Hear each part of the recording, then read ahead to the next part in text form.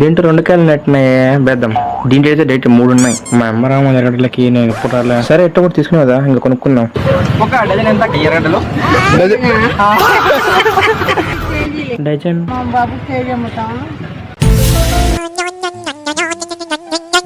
అటు ఎదురుతా అంటే ఏమన్నా రిజల్ట్స్ వచ్చినాయేమో. వీడికి ఎంత ఆరాటం, వీడు ఏదో ఒక రోజు నా అంత గొప్పవాడవుతాడు. బొక్క సినిమా డౌన్లోడ్ పెట్టా, వైపీసీ తగలక అటు ఇటు పోతున్నా. సినిమా ఎక్కినా ఇంకా చాలు. నేను ఎగ్జామ్కి సబ్జెక్ట్ బాగా చదువుకోవాలా. కొలాజ్ కన్జాక్సర్ లేదా 3n+1 ప్రాబ్లం. ఇది అర్థం కావట్లేదు ఇది. సరే పనేద్దాం. ఓకే ఇది చింపేద్దాం. ఈ క్వశ్చన్ పెద్ద ఇంపార్టెంట్ కనపట్లేదు. ఏం కనపట్లే. ఓకే చింపేద్దాం. ఈ క్వశ్చన్ కాపీ ఉంది, ఈ క్వశ్చన్ కాపీ కూడా ఉంది. ఇంకా ఏం మిస్ కావాలనుకుంటా. ఈ సైడ్ 3, ఇటు సైడ్ 3 అంతే. Exam preparation complete.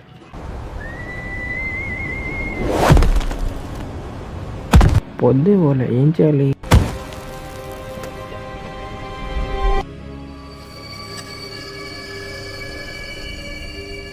ఏంటి ఇది?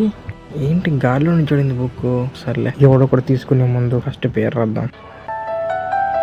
అమ్మయ్య ఇంకా నా పేరు రాసిన ఇంకా ఎవడు బుక్ తీసుకోలేడు. ఏంది తేడా? కార్తీక్ ఎంతకు నిద్రపోతావురా నువ్వు? నేను 9కి తర్వాత అన్నా. త్వరగా పడుకుంటే కళ్ళు ఎందుకు రాలున్నాయి?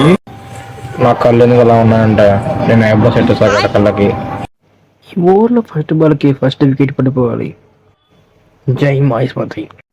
ఏ అవుట్. అరే 4 కొట్టించారు రేడు. అరే ఇటు వెళ్ళి 6 పోయింది. అరే ఇడు ఊరు అంతా ఎంగిపించారా.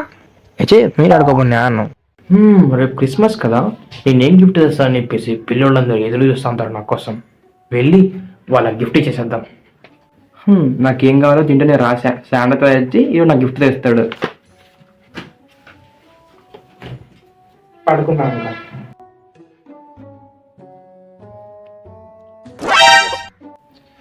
శాంటా తాత నేనైతే ఒక అమ్మాయిని క్రియేట్ చేశాను. ఆ అమ్మాయిని రియల్ బర్డ్ తెచ్చి నాకు గిఫ్ట్గా ఇవ్వు. గిఫ్ట్ కలరా నీకు? ఈ గిఫ్ట్ తెచ్చి బొక్క.